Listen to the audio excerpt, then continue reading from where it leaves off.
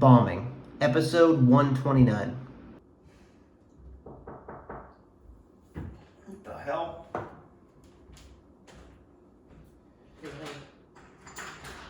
Hello? What the hell? Ladies and gentlemen. What are you doing here? I tried calling you. Is your camera still rolling? Yeah, it's on airplane mode. Oh, good. My phone's on the charger. Fucking, alright, so Danstra had to leave because he had fucking work in the morning, and Okay. my girl bailed on me. Oh no. So I was like, I'm not going home. Well, welcome. Hell yeah, let's do it, man. Here, we'll get you. You want to do another chair here? Or Yeah, what? let me stop it and get another mic. Alright. Sorry, dude. No, you're good. Am I barging in? No, absolutely not. We're just doing a pod. We were in the middle of it, man. You want something to drink? Yeah, sure. How are you guys doing? Pretty good, man. We just did. Today was just Aaron's day. Nice. We went to Ralph's. I did laundry. Just fucking nothing, you know. That's a nice day. If you were tired and work hard, that's a nice day. Yeah. Hayden works tomorrow. Yeah. It's like my Sunday, basically. Where do you go? Where's that? I work at a bar. Dude, are you a bartender? Mm-hmm. Damn, bro. It's a hard job. It sucks. Mm-hmm. I hate it. I know. Tell me about it. I owe debts all over town. Do you? Fucking skipping out on some tabs. I owe debts all over town. I'm serious. But Damn. I need to get a job, is what I'm saying. And it's like I'm considering getting back into the service industry, but like I made a promise to myself I would never go back. So did I. So I don't want to do it. So does everyone that's ever bartended. I know, or until been in the hospitality Yeah, industry yeah. at all. that. Yeah, It's a trap. You go away and then it's like you get into a little bit of a corner and you're like, at least I can do this. Yeah, I have experience in this. The money is good. Yeah. Good. It's good money. The money is good, but the thing is, everyone's an alcoholic. Yeah. Everyone's into drugs. Yeah. You go out after, you drink during the shift, and Yeah. it's like you're just fucked. Yeah, Like, I drink at work yeah, sometimes. yeah, of course. most Every times, bartender is yeah. a fucking alcoholic, Mm-hmm. and it's like it's just hard to leave because the money's good and it's fun, but like you're not going anywhere. It's not fun. It's the fucking worst. I think I make the worst bartender too because I hate talking to people. Really? Yeah, I hate talking to strangers. Yeah, I'm I like so, it when you talk to them. I'm so jaded out from like because like my first job's from like the age of 15 to like 25. So for like a decade, I just worked in restaurants exclusively. Wow. And then I got so Yeah. just jaded with it.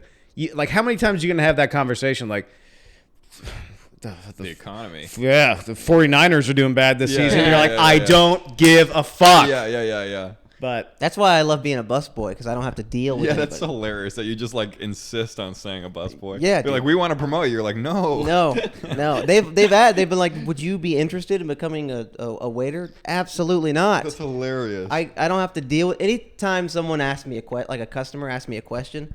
All I have to say, unless it's something simple, is like, let me get your server, and then I walk away from that issue.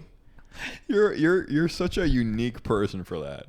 Because if someone offered me more money, I would just take it. No. that's how I got But into he just bartending. knows that he does not want to do it so bad. I See, would rather have my sanity. Ryan is a wiser man than me because Yeah. in my younger years I got into bartending because like they were like you can make more money than serving. Of course. If you go from serving to bartending, you'll make more money.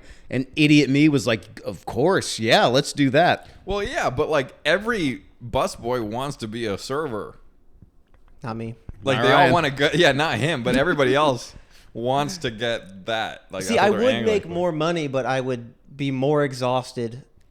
It's but so mentally. stupid. It's such a stupid fucking. And I work harder than servers. I'm like carrying fucking 40-pound I know. bus And tubs. you make less money. I make less money. I That's make the less price you money, pay and I for- work harder. That's but- the price you pay for not having to. You just don't like talking to Yeah, people. yeah. I had That's really it.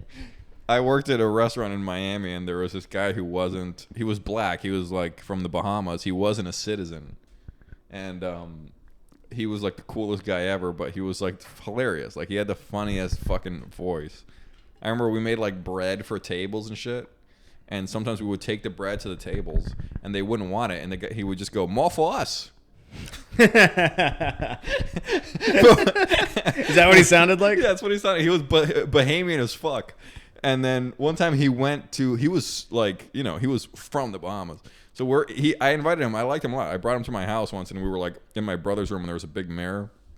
We were hanging out, and I took a picture, and it's like I'm white as fuck, and then he's so black, And then in the picture, I show him the picture. He goes, "One thing's for sure, though." And I go, "What?" He goes, "I'm black as hell." But he did not want to get promoted either. He didn't want to be a fucking waiter. Yeah, I've created a nice little bubble at my own job, my own little lane that I stay in, and it works. Yeah. I work 3 days a week. I'm like I'm on my own. I do like my own thing, and I leave. Nice. And Is it still at that cafe? It is. It's still at the diner. Yeah. I'll tell you, one of the coolest jobs I ever had was like the last job I had in Nashville. For like 2 years, I worked as an exterminator. Oh shit. Exclusively for like mosquitoes, ticks, fleas, whatever. But the thing that was cool about it was that it was me. It was just me in my truck with like a gallon, or not like a 100-gallon pesticide tank in the back, and I would just spend 8 hours a day just driving around town, just like misting yards. But it was just me with my little truck. I could throw a podcast on. That's the best. I didn't have to. The only interaction I had with my coworkers was for like half an hour in the morning, and then we'd all scatter across Middle Tennessee, do our job alone, and then come back. It was the opposite of like working at a restaurant. Yeah. Because I was like isolated. It was just me. It was perfect. I loved it. Dude, the older I get, the less I can deal with like people or like coworkers, and like I it's not that I don't like people. I like people and I like my coworkers, but there's you can only do the oh, it's cold out. Oh, we don't have any more forks. Oh, Yeah, it's bullshit. yeah. You just You know, I can't take that anymore. It rained today. I saw. Yeah. Yes, Yeah, I was yeah, outside too, idiot. Oh, it's busy. Yeah, it was busy last night too. Oh, that's the worst. I Yeah. can't do that. I really am bad at that. Like someone starts talking to me about the weather, I'm like, what's your deepest fear? Like, let's make this real, you know? Yeah. Let's get into it. Or I'll just not say anything at all. You know, Yeah. just fucking silent. That's cool. I'm not cool enough for that. I cave. I talk to him about the fucking bullshit. But I don't miss it. The last job I had outside of comedy was 2 years ago. Jesus. And I had 20 grand in the bank when I quit. And now I have negative 12 grand. Oh no. Dante. So I've been losing like probably, I don't know how much it is every month. It's okay. No, it's not. It is. No, it isn't. I promise you it's okay. It's not okay. It's more okay than you think. I promise you. I have no debt. That's amazing. I've never had debt. I have good debt. I have debt that I got from getting good at what I wanted to get good at. And I don't think I would have gotten as good if I didn't do the things I did. That tracks. I'm on really board with believe that. Yeah. You may not, but I believe that. Debt is scary. It's scary, but I'll be fine. 7,000 of it isn't even going to have any interest for another year because I have like whatever. I got it off to another card that has no interest for a while. I do believe in that way of thinking though, of like that sucks. Mm-hmm. That scares me. It sucks, but like it'll all work out. Yeah. Yeah. And like worst case scenario, I go back to Miami, I pay no rent, and I just do some job, and I'll be fine in like a year and a half, and then I can come back. But I've talked to people about it, like people that know what they're talking about, and it's not $12,000 is not an amount where it's a crisis. You're in a tight spot, but it's not a crisis yet. That's the going fucking like perspective on it, because a lot of it isn't accruing any interest yet. Okay. So all it means is I have to get a fucking job and I have to make like a surplus amount every month as opposed to being in a deficit, which is what I have been. Yeah. But I don't regret what I did because the last 2 years have been crazy, dude. Good. Like the just the shit that's happening and just going to different cities and doing comedy and what I've done in LA, and I wouldn't trade it. It was worth it. Good. But yeah, that's my next milestone is I have to get out of debt. Get out of debt. You got to get a day job. Jesus. I have to Man. get a job that is part-time that works with comedy, which I don't think is hospitality, but like if worse comes to worse, it has to be fucking hospitality. But like I'm trying to make it some video marketing thing or something. I think Anderson Gronwald does that. I have skills in that, so that would be nice. Yeah, I've never understood those like kind of jobs. Those like not fake, but like those nothing weird jobs. It's the cubicle typing job. Yeah. Like the $90,000 a year typing job. You sit Yeah. and type.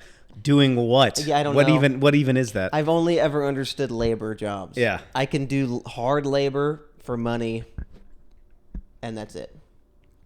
Yeah, that's not. I would like to avoid hard labor at all costs.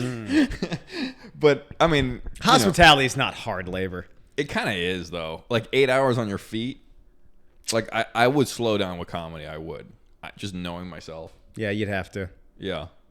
Dude, same thing. I only work 3 days a week, and like if it's a rough shift, I'll be like, yeah, still there you go. Yeah, I'll be like, dude, I can't.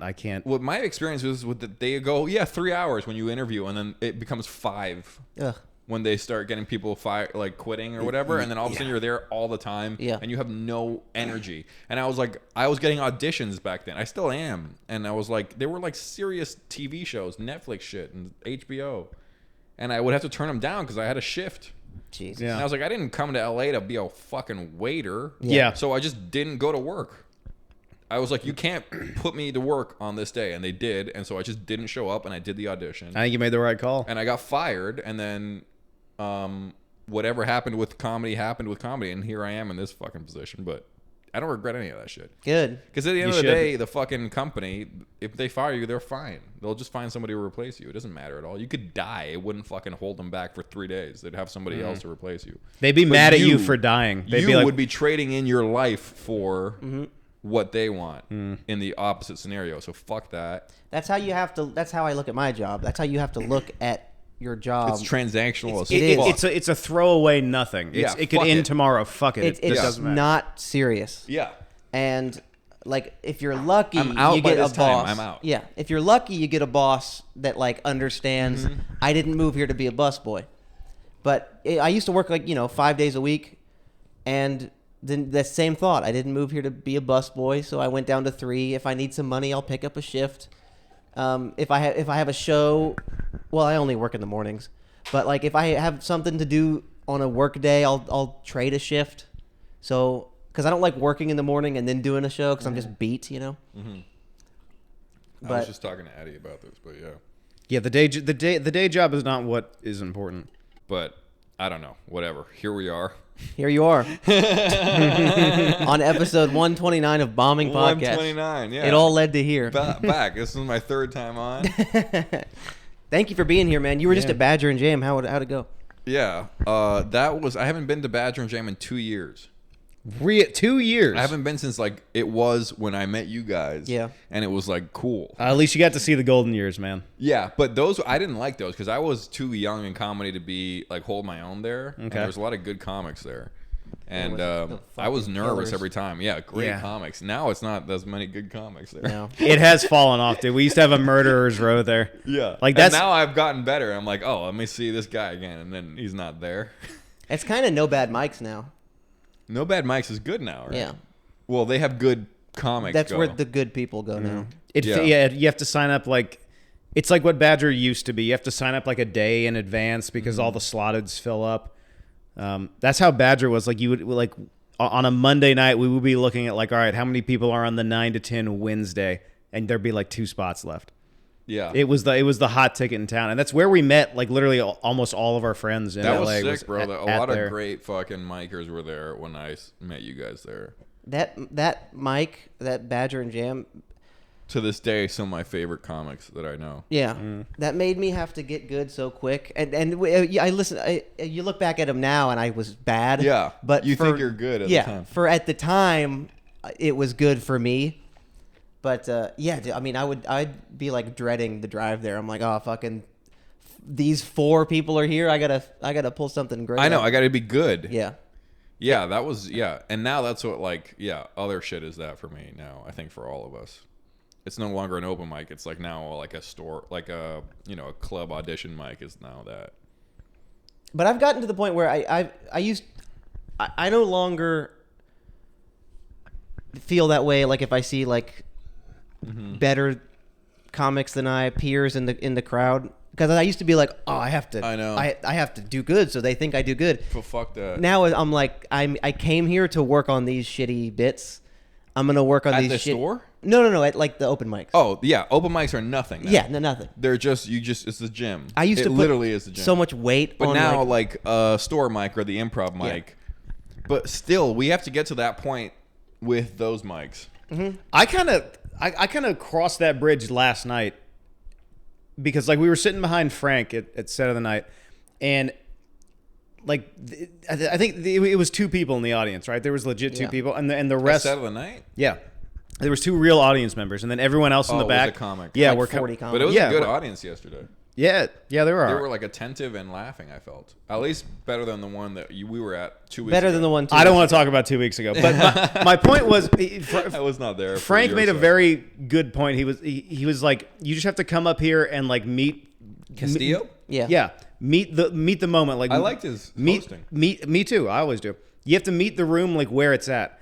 Like That's the most important fucking thing. Yeah, because like I used to go there. I used to go to all the club mics, being like, these are the 3 bits I'm gonna do because they're my best bits. Yeah. But it's like they might not match where the room is, and so even if you do what your best bits are, they're gonna fail in that room. So you gotta reach back into the bag and be like, all right, what's gonna work in this kind of like low and you have to environment. kind of like get up there and maybe even riff a little bit. Yeah, be a little lighthearted. Just like meet the room wherever it's at. I that's like a crazy simple lesson that I feel like I just learned last night. Yeah, and if you start going on the road a little bit, yeah, you start to see that that's just as relevant there as it is in those situations. That's why the store is the best fucking It's gym. fucking That's why it's the best, man. The store, their audiences a lot of the time are not great audiences. Like if you look at the OR on a random weeknight, it's like it's not necessarily like a good audience. I haven't sat in on a lot of like real. I'm only there for like their mics. Yeah, I try and pop in like if I see Bobby Lee or like Eddie Pepitone or somebody. Eddie Pep's the fucking Eddie Pep best. is the best, He is bro. so We funny. got He's to my see- favorite comic We saw him right at now. Kookaburra Lounge like a month or 2 ago. Yeah, I was on a show with him. It was He Ryan's did show. Jesters Court, bro. Yeah, he's I have his great. phone number. He's so good. he's literally maybe my favorite living comic. But Dude, we saw him I was on a show with him at the Kook, and it was like a 6 p.m. show. so you're getting spots there? I got a spot because I'm not You getting won spots. the- I got one spot Yeah, I remember that. because I won their Yeah. thing. They're a mic. Yeah, and there was 7 people in the crowd. 7 people on like a 6 p.m. show. It was me, It was daylight out. Yeah. You could see like the sun. Eddie Pepitone, Dustin Chafin, who opens for They're having such a Bargatze, rough time over there. and like a couple other people. And there was fucking 7 people. I don't feel. I feel bad for club owners. Bro. Yeah. Dude, I go out, I do my dumb little 6 minutes, my dumb little green fucking 6 minutes. I was Hit getting my some. collarbone with a hammer. Yeah. I was getting some laughs, Yeah. But, and I did good for like me. Mm-hmm. And then And these, Pepitone gets up. he goes up and destroys. Yeah. Dustin Chafin goes up and just like, Dude, there's levels to this shit. Bro. yeah, there is. For 7 people, dude. Just they'll just look at that and they'll be like, oh, I got this. And if I had only switched my mindset, I've done.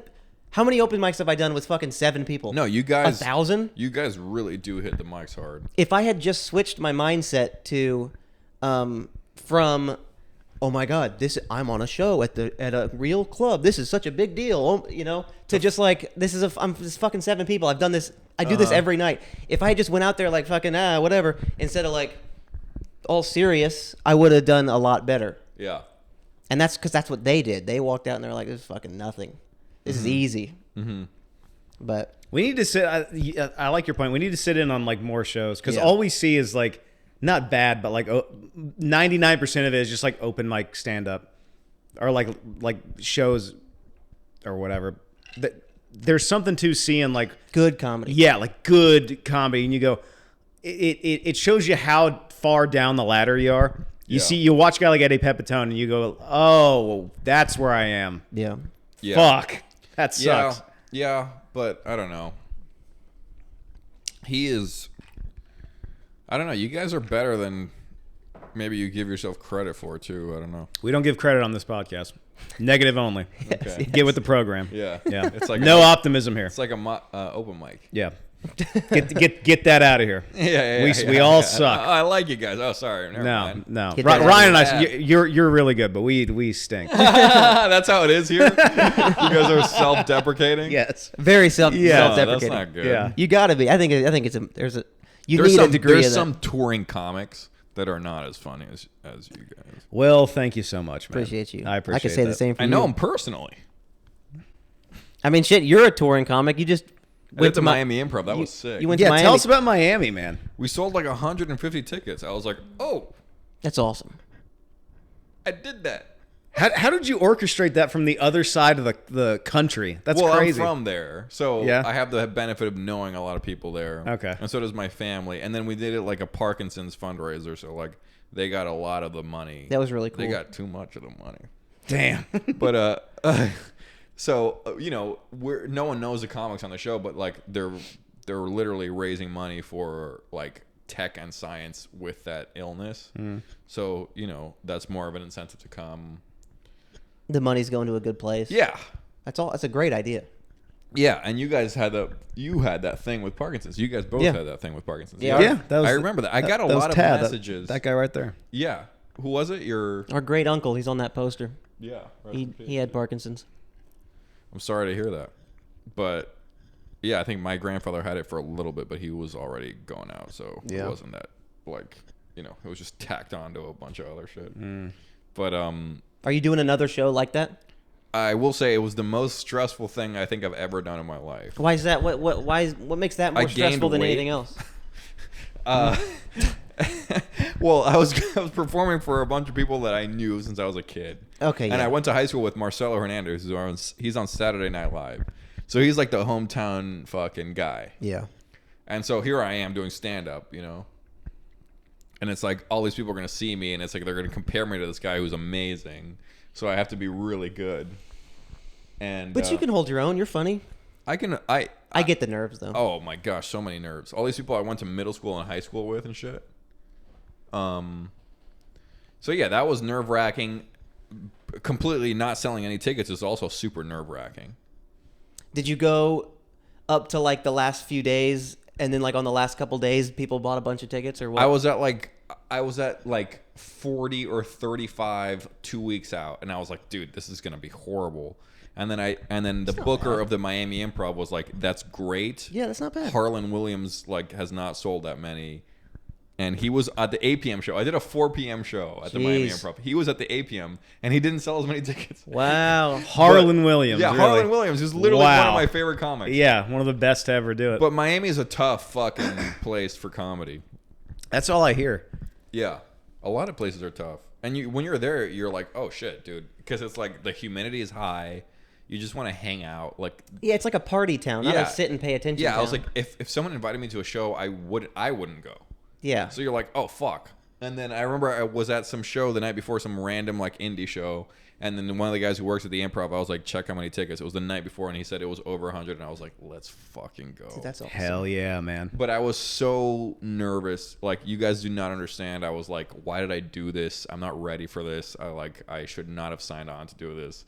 Why the fuck did I get a date with the Miami Improv? No, you're totally ready, bro. Thanks, bro. That's I all- you realize did that it. now. Yeah. But at the time, I was like, because no one else is trying something like that. Yeah, no. That is my age in comedy. Yeah. Which Now, is now I'm you're 4 years. you're finally getting the theme of the podcast. It's tremendous self doubt. Yeah. Oh, we all have that crippling, like Anxiety. neuroses. Yeah, neuroticism.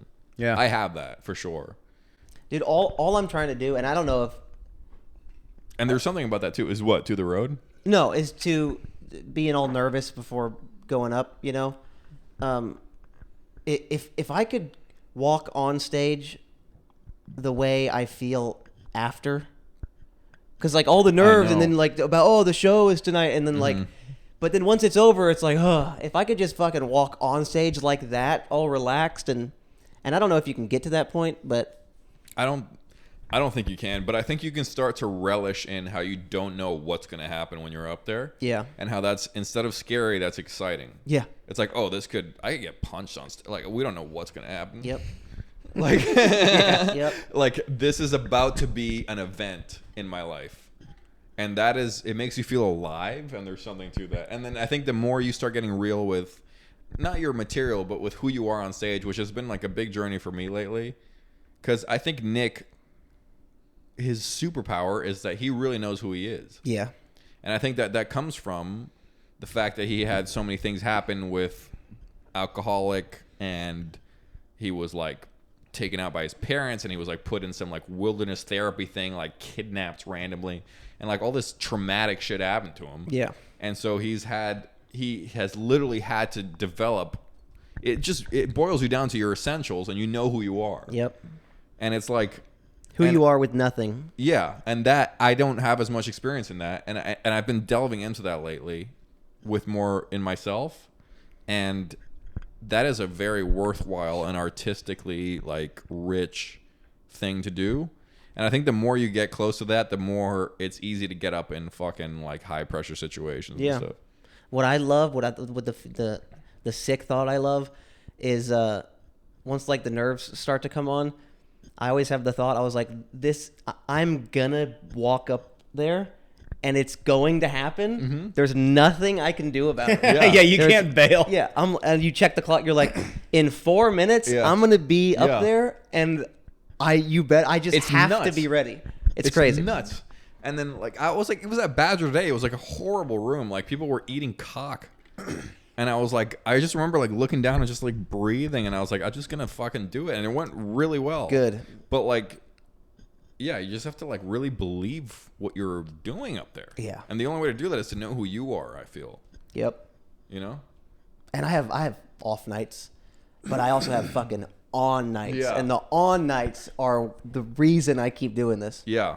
The on nights are so amazing, and the off nights are so like Today, my day would have deadly. been shit if I didn't do comedy. Today would have sucked. Yeah. But I did 2 mics. I did fucking Guy's mic, and I almost got the fucking spot. Good. I just did it to get like a 5-minute spot at a fucking in a Good. good room.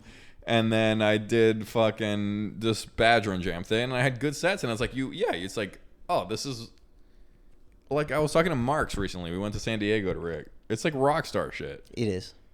It's like rock star shit. And if I go too long without getting up on stage, I get depressed, Mm-hmm. and then It's alive. You're alive when you do it. but then also like the spiral of like, why am I even here? Why am I paying this much for rent? Why am I working a Yeah, shitty day? bull And then fucking- you have a good set, and you're like, oh, that's fucking why I'm here. Let me go back and do it again. And I don't want to go back to Miami because I could go back to Miami and Yeah. everything would be a lot easier. Yeah, same thing. Like Yeah. I love Nashville. I don't want to go back to Tennessee. I don't want to go back because it would feel like a retreat. Mm-hmm. I feel like I'm on the front lines out here. Back home, I'm in some periphery fucking spot, like, Where it's comfortable. Yeah. and it's like the comics are not as good and the stakes are not as high, and it just feels like you're outside of it. I'll say my favorite thing is how quick it can swing from like that really good set. Like you'll bomb a couple times in the row, and you're just like, I should fucking jump what off am I doing? a bridge. Fuck this. Like this is all. And then you have one good set. You go, I'm the best, Yeah. dude. Oh my Dude, God. I'm These so fucking motherfuckers good do at not this. even realize. Yeah. Yeah. It's like there's no middle. It's either like it's all over. I should have never started comedy, Yes. or I'm the greatest thing since like George Carlin. Yeah. There's no middle ground. The ebbs and flows are fucking insane. Yeah, I love it though. Yeah, but I don't want to go home. To Miami? Yeah, I don't want to go. Don't. Yeah, I really do feel, I'm sorry, but I fucking love LA. Don't be sorry. It's awesome here. Me It too. is. No fucking one else awesome. admits it. Dude. I They're defend. fucking lying to themselves. Yeah, I defend LA like to all my buddies back home. They're like, "Oh, it's the libtard on fire city full of purple-haired trans." But it's like you're missing the point. There's something special here. Oh, dude, we fucking say it probably twice a day. We're walking or driving, and the sun is setting, and you see the houses in the hills, and we're on the way to a show, or driving to Cantor's after a good show. You're just like, bro, this is a fucking. We're living a rock star Cantor's life. is like, just so good. Yeah. It's such a relic of Los Angeles. But yeah, We're living it's like rock star shit. unknown Yeah. rock star It's- life. Yeah. Totally. And it's like, I don't know if this has happened to you. I don't know if I should be saying this, but like, I've gotten laid. The last 4 chicks in my life have been from comedy shows. That's awesome. You're clearly funnier than I am. Yeah, same. But that's rock star shit too, dude. Yeah. A friend of mine was telling me he was featuring for a big comic, and some girl saw him. He was in Long Beach or something, or Irvine, and some girl walks up to him after she goes, "I want to have sex with you." Jesus. And he goes, "I didn't even have a good set." And he fucked her on an alley outside of a dumpster by a homeless guy.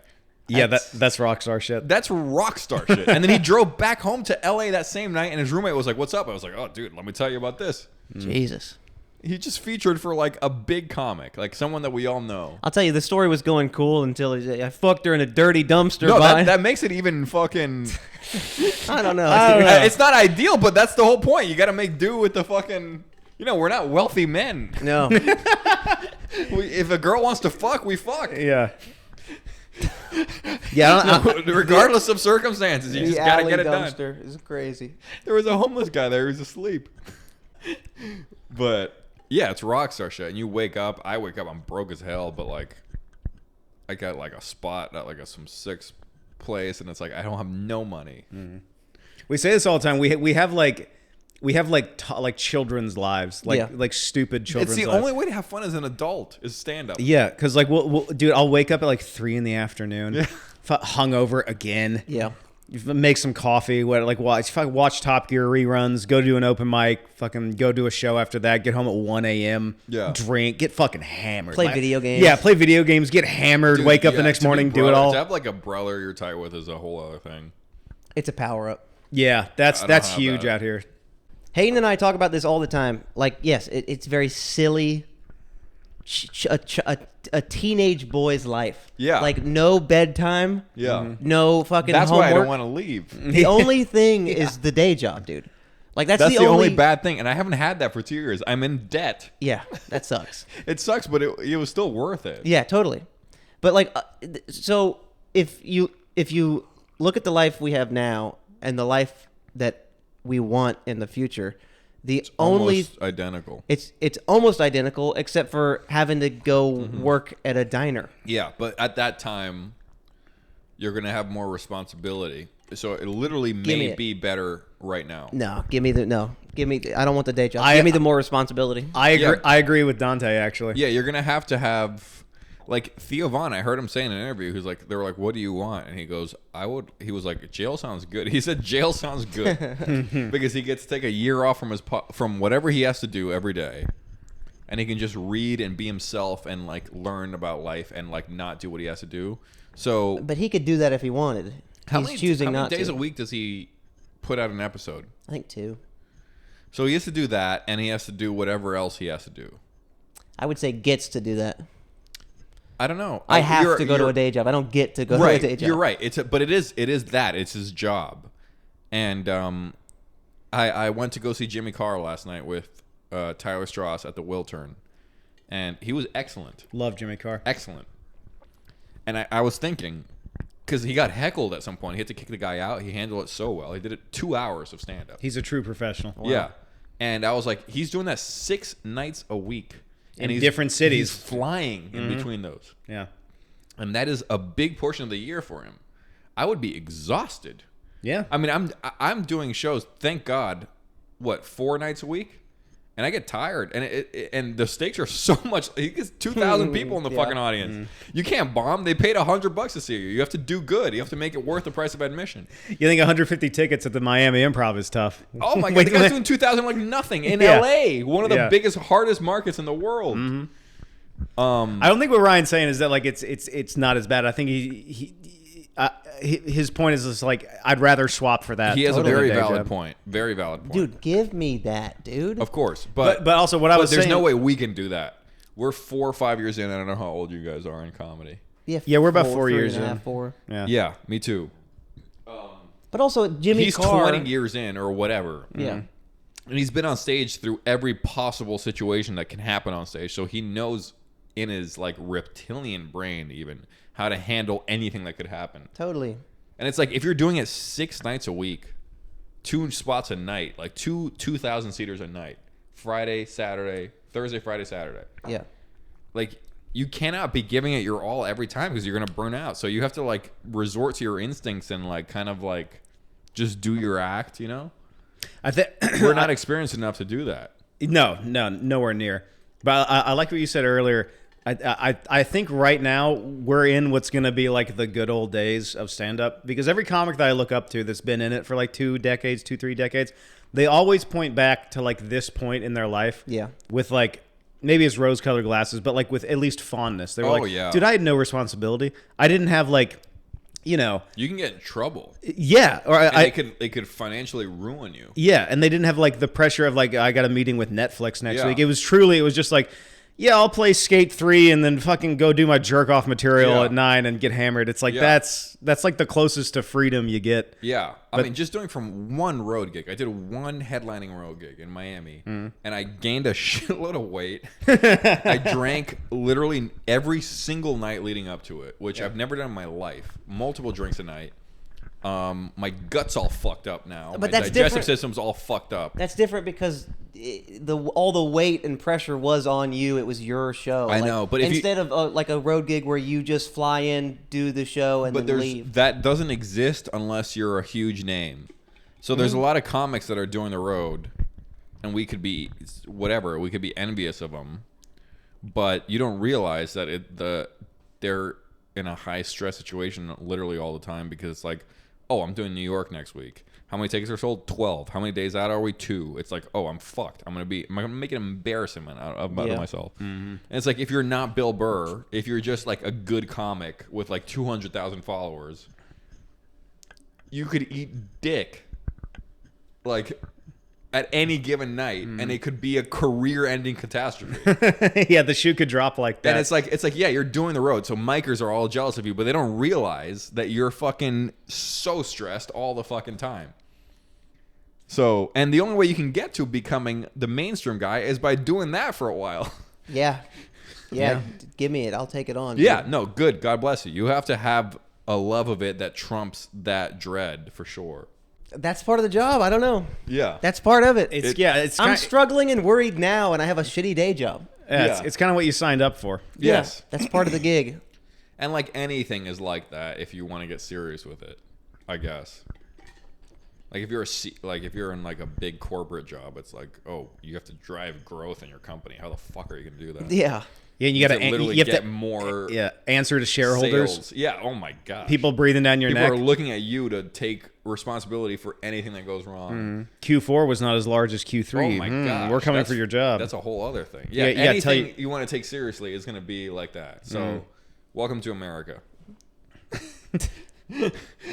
My dad is trying to get Spanish citizenship, and I'm really, God bless. Spanish citizenship? Yeah, because they're Cuban, but they went to Spain after Cuba. Okay. Do they live in Spain now? No. But they were there for a few months, and then apparently that makes you eligible to become a citizen. And they're EU. So apparently if you get a citizenship to Spain, you have a citizenship to any country in the United Nations. In the EU? Yeah. That's crazy. So if that happens to me, God willing, I'm praying for it all the time. Yeah. I could go to fucking Spain, France, Italy, and I could spend the whole year there. Damn. That sounds pretty tight. Yeah. So, fuck it. If everything goes bad, I'll just go over there. Do some gigs in Italy. I'll do some gigs in Spain. I've been doing comedy in Spanish a little bit, and it's like, fuck it. I'll just be the fucking... Are you still doing your Spanish-speaking open mic? No, we did like 2 of those. And it's fun as fuck. By the way, Spanish is way funnier than English.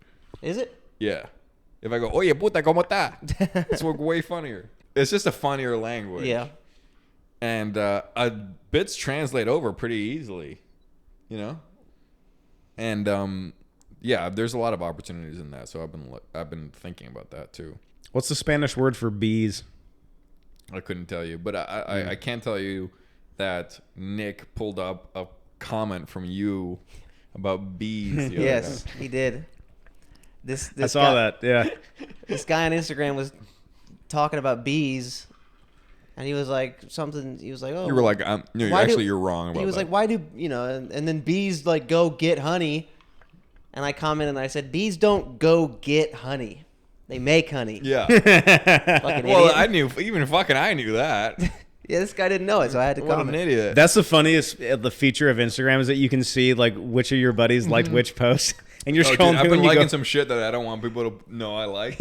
yeah. And I'm liking it because I'm into it. And I'm like, Yeah. oh, wait, fuck. This girl I'm saying is going to see this shit. I don't like anything. I don't want anyone knowing what I'm liking out there. I send it to my buddies, and then they know. Yeah. You know. But Why do people associate you with bees? Dude, I had one joke about bees.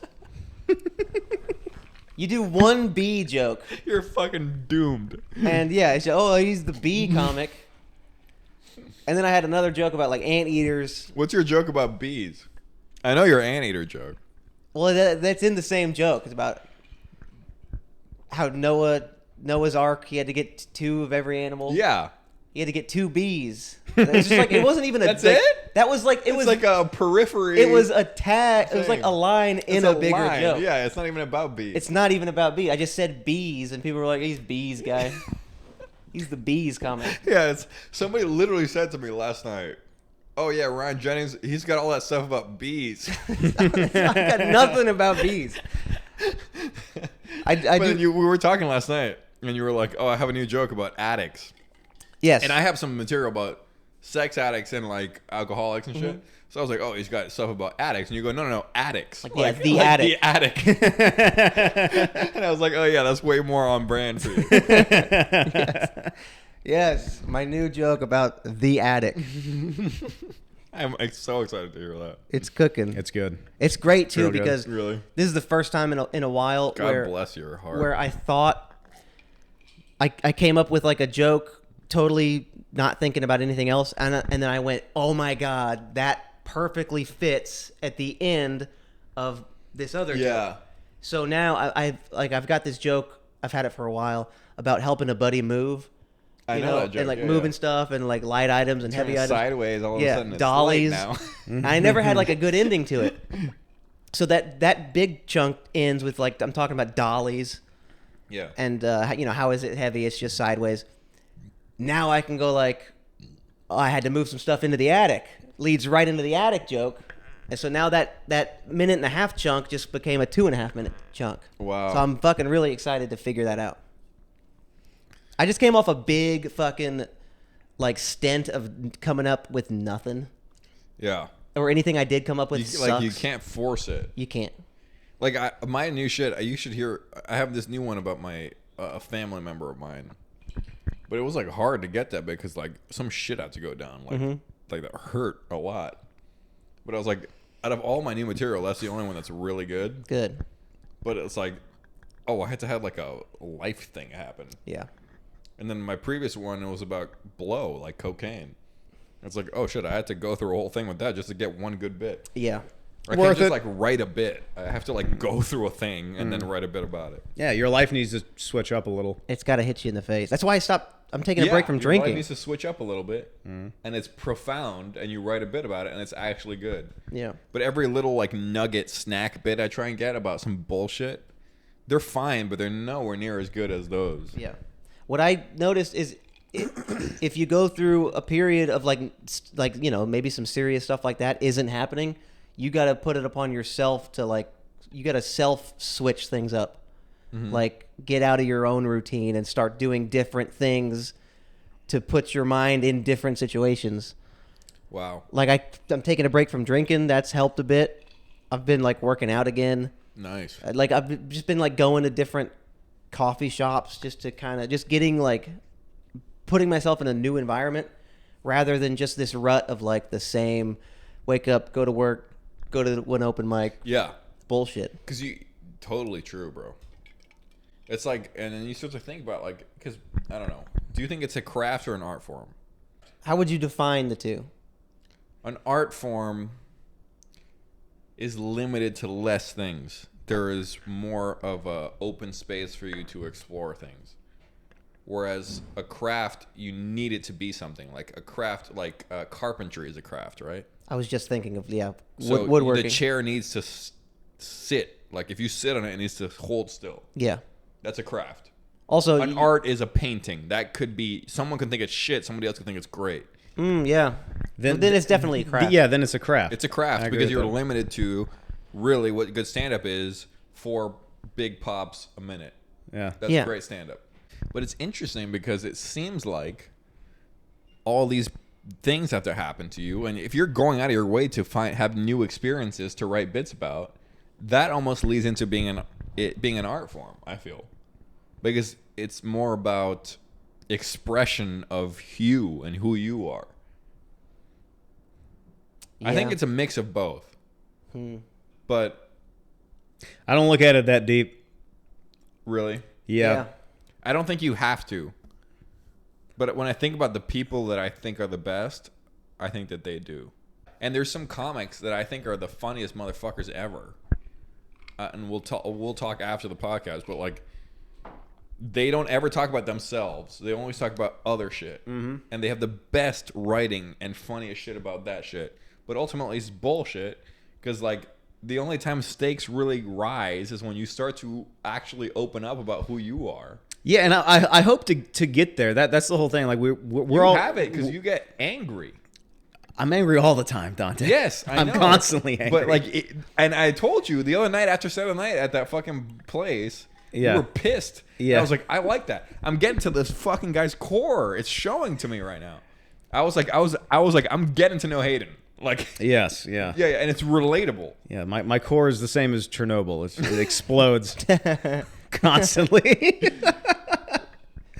No, but I like that. And we were saying earlier, we're only like 3.5, 4 years into this thing. I hope to at one point get like way more introspective. So instead of doing jokes about like that lady's scarf is weird, it's like it's something a little deeper. This is why I am how I am. Yeah, yeah. At some point, I think eventually, I hope I'll make the turn into like something a little deeper, more Yeah, substantive. I would love instead of to. just like this surface I would level love to bullshit. know about why you are the way you are. I don't think all comedy needs to be vulnerable. No, though. I think a year ago I would have been like, no, comedy doesn't have to be about the person talking about it at all. It could be about their point of view on observations about the rest of life, right? Yeah. But now I'm starting to think like everyone wants to know who the person is a little bit more. And you can still show who you are in an observational bit. Yeah. That's interesting. Yeah, that's interesting. I like observational, silly, dumb humor because I think there's so much of that going on. Like, this is so serious. And, like, a lot of shit in life is, like, really serious. And I don't want to hear someone talk about it. Yeah. I truly want to hear someone talk about bees. Yeah. Or fucking something so stupid. I used to be literally on that same exact thing. And every time somebody would tell me something on the contrary, I would defend that point. And then, I don't know. I feel like I got to a point where I'm like, wait, I actually want to hear who the person is on stage. That became much more interesting to me. That's good then. But I feel like it says something about you if you go and do bits like that. Yeah, it says I'm not that interesting. That's what it says. Or that the way you look at the world is different than the way everybody else looks at the world. You're a unique perspective. Like, other people wouldn't think about things like you do. No, they wouldn't. Yeah, and that's fun. People pass bees all the time. They think nothing of it. Yeah. I'm like, not me. They think bees go get honey. That's crazy. Yeah, so stupid, right? So dumb. Yeah, I don't know. How's the Jesters Court going? Any word on the next show? Yeah, we're on November 7th at the Ice House. Hell yeah. And we're trying to get headliners. I DM'd Annie Letterman. We'll see if that works out. Hell yeah. She was just on I Need This. I know. I got to text Anderson. Anderson might be on the show, by the way. Hell yeah. Dude, Anderson's so fucking funny. And Michael Lucier, too. Nice. Yeah, he's great as well. But I'm doing the store with Tyler Strauss on November 9th. Hell yeah. What show is that? It's called, it's our show. We're producing it. Oh, nice. It's called Don't Do It. It's a suicide prevention show. Oh, nice. Tyler would do the suicide Yeah, he prevention works show. at the Yeah, Suicide that's Hotline. perfect. Yeah. That's very on brand. So we're doing that, and that's my first time producing in the store, which is I'm excited. Hell yeah, So cool, congrats, man. dude. I love seeing buddies of ours get deeper and deeper into the comedy store. That's Yes. it's a great thing to see. It is. Yeah, when Matt Byrne got fucking door guy, I was like, let's fucking Yeah, go. he was one of us. Yeah. Now he's in fucking Valhalla or whatever. He's ascended. Valhalla. That's not Valhalla, bro. Fellas, I got some bad news. What's that? No. No emails. Not a single email. 0. He said, we haven't checked this in a while. There must be 1,000 emails. We never get emails. But if you'd like to email us, please do. bombingpodcast@gmail.com. I want to spell that out slowly. Bombingpodcast@gmail.com. It's an open email. Anybody can email. Yep. Email us your questions or anything. Your hatred. A picture of your naked grandmother. Just anything. I would Whatever. like to see that. What the fuck? You wouldn't want to see that? A naked grandmother? Yeah. No. She's in her prime. You like old ladies? I think I saw my grandma's cunt once. What? What the hell? What a fucking crazy way to start a conversation. I was a little kid, and she was cooking something, and I slid under her just because I was a kid. And I looked up, and I was like, oh, what the fuck? And I fucking just slid out. I think you were looking for it. I don't know. I don't know what I was looking for. I was I was like 7. You knew what you were doing. I think you were a little tiny pervert there. Are you calling me a fucking 7-year-old pervert? You were a little peeping Tom there. What? You knew what you were looking for. I didn't like what I saw, dog. I go, that doesn't look like what I have at all. Looks like a bunch of flaps and shit. And it's old and wrinkly and Yeah, it hairy. turns out you decay as a person. Fuck. That's crazy. But yeah. Anyway, that answers your question. I've never seen an old vagina. Really? What's the oldest lady? What are you you've had sex surprised with? by that? What do you mean, really? Yeah, Like, really? yeah, of course I Well, have. some people fuck older women. Yeah, but not geriatrics. Not people on Medicaid. Come on. Hey man, you don't have the same friends I have. I get clearly not. Clearly not. Oldest I went was 39. That's not young. How old are you? I'm 28 now, but I was 25 or 6 when I did that. Yeah. So 25. So she was like almost. No, she was 15 years older than you or something. Yeah. Yeah. That's not that bad. No. How was it? It's awesome. Oh, good. She was Australian. My friend Nick likes older women. I'm seeing a 35-year-old now, but Really? she's very pretty. Right It's on. like it's not like it doesn't feel like a 35-year-old. You know, older's better.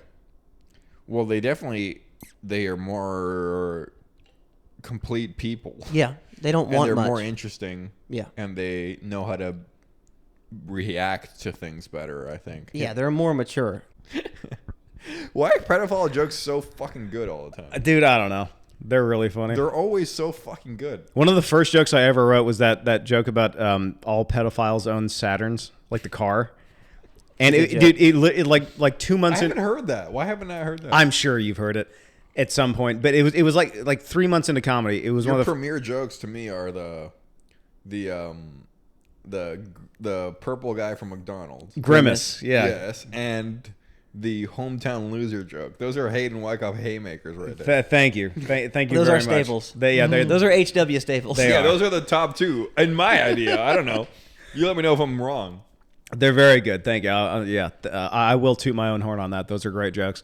But no, like, dude, 3 months into comedy, one of the first jokes I ever wrote was that Saturn pedophiles joke, and to this day, I'll pull it out and it still works. And it's like like I've tinkered with it and stuff. I've like made it a little better, but it's just like that's one of the first concepts you come up with, and after 4.5 years or whatever, like you can still pull it out of your back pocket and it works. Yeah. I have some of those too, but I don't like dipping back in there for some reason. I haven't done Hometown Losers in like 9 months or something. Really? Yeah, you just get those jokes that like they work, but it's like, where's the fun in doing something where you're like, this is gonna crush. Like I know this is gonna work. Yeah, it's just like it feels like work. Yeah. Yeah, and you lose like that fucking drive behind, Yeah. behind it. Yeah. Like when when Hometown Loser was a new joke, I was doing it all the time because like I loved it. My heart was in it. Now if I went on stage and did it, I'd just be like, fucking here. Mm-hmm. I'd serve it up lazily, almost like I don't know. Shane Bianchi gave me the best bit of advice once. Door guy at the Comedy Store, good friend. Gay man, yes, very bearded, cigarette smoking gay man. Handsome guy. Handsome guy. He gave me the best bit of advice once. We were talking outside of Fourth Wall, and I had this joke that just like it worked the first time I did it, and then just never again. And I just kept trying it, and it just was not working. And I asked him like, "Well, what do you do when you have something like that?" He goes, "Put it on a shelf for a year."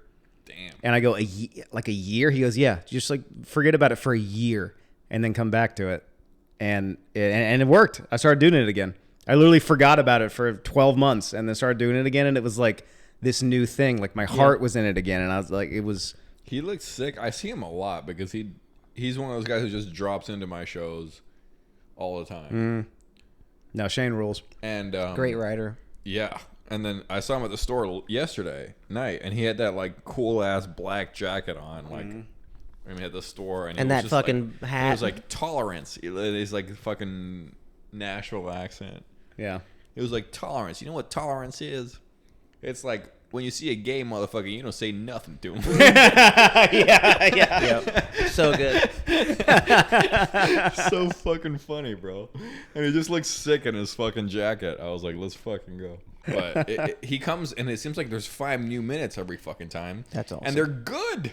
They're like better than, like, it would take me like a month to get 5 new minutes at that level. And he's just like, and maybe my own brain is off on the intervals he's coming up with it in it, but it seems like every time I see him, he's got 5 new good minutes of comedy. But both of those guys write like unstoppable steamrollers. It's crazy. Yeah. Well, no, Shane is like 20 jokes a day, right? Yeah. You were saying, you told me Shane told you something once about like he wakes up in the morning. He was telling you he like sits with 2 or 3 ideas all day and then just like doesn't stop thinking about them. Yeah, he does that. I think with more than 2 or 3. Yeah. He like writes. He's like a joke writing machine. he That's is. like what he does. I struggle with that because when I come up with a bit, I have to complete the bit, and it's not just with comedy. It's Any bit. it's even with shit outside of comedy. Like if I'm gonna clean the apartment, I'm gonna clean the whole apartment until it's completely done. Mm-hmm. It's like once I'm not like that. I say I'm gonna start this, I have to finish it. A fucking Lego set. I can't get halfway through a Lego set and be like, I'll finish it tomorrow. Yeah, you're I'm autistic. Like, I guess I have to finish it. So I struggle with coming up with like a lot of new ideas quickly, because I'll I'll start about 5-6 new premises a week, that's good. but one will make it. Okay, yeah, but you're still I trying. have a thing where I go, I tried it once or twice, it didn't work, it's done. It's Yeah. not gonna happen. Let's go with the one that worked, and then we'll focus on that one. Yeah. Once I And crack I do the think one, a month is maybe the minimum it takes to actually get a bit ready for a show. But really, it's 3 months. But like a month is when you start to go, oh, this is a bit that has legs and could make my act. Yep. But a lot of times, it's the one that is most personal to me, which is why I had that whole opinion earlier. It's not the one that I just randomly came up with. Yeah, the bit that you love, like the bit that's like closest to your heart that you personally love, is never the one that everybody likes for some reason. Really, I feel don't know like it's about the you guys. one that for me does the best. But it's it's like it's not like I wanted it to be the one that worked. It's like life made this bullshit happen, and I didn't want to go through it, and now I went through it, and here I have this thing I say about it, and for some reason that's the one that works. When I said the bit closest to your heart, I meant the one that's like so stupid that only you love it. Yes. You know what I mean? Yeah, those are fucking... I have one where I go, just now, I go, you know who I love? Meta World Peace. You know that guy? Yeah, No. Ron Artest? You don't know Ron Artest? No. he's a Ron Artest was basketball player. Okay. Basketball player. He started getting famous. He changed his name to Meta World Peace. His name was Ron Artest. He's a black guy from Queens. Meta World Peace. That's his name. Changed his Now? name to Meta World Peace. Like, it was going to make a difference. I'm serious. I'm Yeah. surprised you don't know who this guy is. I don't know. So I'm like, he changed his name to Meta World Peace in March of 2011. 3 months later, the Syrian civil war started. Turns out the world peace thing didn't stick. That's the joke. Yeah. Turns out the Syrians weren't like, oh, that guy fucking changed his name to world peace. Maybe we shouldn't kill each other. And it's like, it used to mean something real, world peace. But Yeah. then he has a history. He changed his name to world peace. It used to mean a symbol for hope. Now it's just a random guy from Queens with anger issues. And it's fine. It's like an okay bit. Yeah, but you love it. I love it That's so the thing. much. Yes, Exactly. yes, yeah, yes, yeah. yes. It's close to your heart. It's Yeah, your yeah. favorite bit. Yes. And I you did get say so that. upset when it doesn't I work. said that at my show when Cooper was watching, and I go, you know how I love Meta World Peace, and he started laughing. I was like, I know, There's something it is there. funny. Yeah. Yeah. But I haven't figured out where it goes yet. Right. But you have to know who he is, which is the problem. As long as you get the comics in the back laughing, you know you're at least on to something. Well, if I got a guy who's passed at the store, Yeah. I'm like, all right, well, there's something. Yeah. I have a joke about toasters that's it's not working. I love it so much though. Of course, you have a bit of a toaster. I think it's How hilarious. does it go? It goes. It goes. I was thrift shopping. I was at a thrift store and I found a vintage toaster. It's made by Smith and Wesson. A lot of people don't know that Smith and Wesson, before they made guns, they used to make toasters. Damn. And it makes good toast, but the only problem is it every time the toast is done, it blows a toast-shaped hole through the ceiling.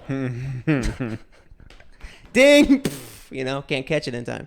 You're so fucking funny, dude. And I love that joke, but I think it's too whimsical. Well, I know you, so it makes me laugh a lot. It makes me laugh. Because it's on brand. It's so Ryan Jennings. That joke is so Ryan Jennings. My favorite thing about that joke is that it's been declared dead like 5 times before. Dude, I've heard that joke hold so on. many when times. you remember when you did the smashing bit at Zebra Room and Cole was hosting, he goes, "That was horrible." Yeah. The smash burgers. He Smash it. I made Cole Clayman stand up and walk away and say, "Oh my god." That's how dumb that joke was. But there's a great line in that joke, which is too tall. That's the best line in that whole joke. Oh shit. That toasters bit, we've come home from like several open mics over the last 9 months, and he goes, "That's dead. it. I'm Yeah. not doing toasters ever again." And then Shows even. Yeah, and then like this dude walked onto the stage at the Comedy Store like a month ago and went like, "So toasters," and started it, and so after hearing it declared dead that many times, me sitting in the back, I like keeled over, grabbing my fucking sides because it's like so he's funny. still trying it. I love that. Yeah. I love Clayman that. has one where he's like, I was in a library and I was talking to a girl, and he's like, I like to bring girls I'm talking to into a library because I want to hear how you whisper. And it never works. I got him on like a don't tell, and he said it and it didn't get anything, and he was like, I know that needs to get out of my act, but he has can't not drop taken it. it out of his act. He can't drop it. He loves the bit too much, man. That's great. Oh lordy. I'm gonna figure out that toasters joke. Don't you guys worry. There's fuck. Do you have one? Do you have one that fits this whole thing? Yeah, it's about dumb art. Like I know that. yeah, bit. like when you go to Hand turkey. yeah, it's like whenever there's one of these like art auctions, and it'll just That one's good. it'll be the dumbest piece of art that I joke that a toddler could draw, and someone buys it for like $3 billion, which it's money laundering. It's obvious. The whole joke is like, you know those hand turkeys that children make in elementary. of course. Bring that to one of the auctions and be like, how many millions for this? Yeah. That's a good I joke. like it. That was I felt like that was in your act. That was the joke that I was talking to Shane about earlier when he was like put it on a shelf for a year. It was that joke because it worked the first time, maybe like the second time, Bro, we've and been just friends fell for off a while, cliff. 'cause But I remember that shit at Low Hanging Fruit. yeah, but it's back now, baby. Let's It's go. back. Is it good? Is it like really It's back. working? Yeah, it It's works. a good joke. I always thought that was a good joke back then, so I want to see it now. But I have one where I'm like, I'm sick of my friends who are like poor comics having like grandiose ideas about the government. And they're like, I'm going to take down capitalism. And I got to be like, you journal on Xanax. Yes. Maybe we deal with that before we go for Bezos. That's hilarious. But that's when I want to make work a lot. And it's doing good, but it's not doing good enough where I'm like, yes, I can count on that. But it's 3 lines. So That's how it starts. I don't think you can get more than 3 lines. I have this thing where as a writer, I think I write more than the joke needs to be because I just want it to be longer. Mm. I'm the You opposite. do that too. Yeah, and then just shave off the bullshit. Yes, I think you are in a different branch. And I think Nick is in a different branch. Like he goes, you always want to go more. And I'm like, if it's done, it's done. Yeah, I'm the opposite. If a joke can be done in like 3 sentences, I look at that and I'm like, I struggle to add on to it. It's just like that's what I have to say. Like that's it. It's right there. Something in my gut wants it to be longer than it is. Pause. I'm gay as hell.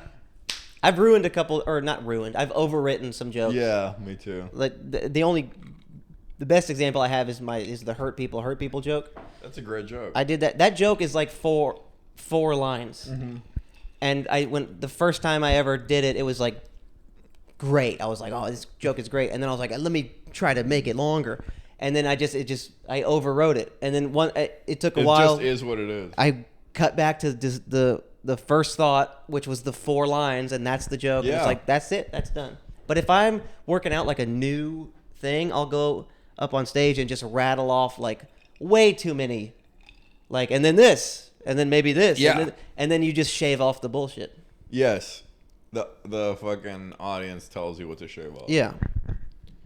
I said that is what it is. That's what my joke of that is. Yeah. Like, I always thought it is what it is would be like a 5-minute bit. I was hoping it would be a 5-minute bit. But it's not. It's a fucking 2-liner. Yeah, and so that's all it is. And you're so disappointed. You're like, I thought there was more there. Because there is so much more there philosophically. You know? But that's if not a what. therapist tells you you have a big problem, she goes, it is what it is. It feels like you could go on with that forever. Yeah, but that's not what the joke wanted. That's not what the joke wanted. It's just, it is what it is. And people laugh for whatever reason they laugh.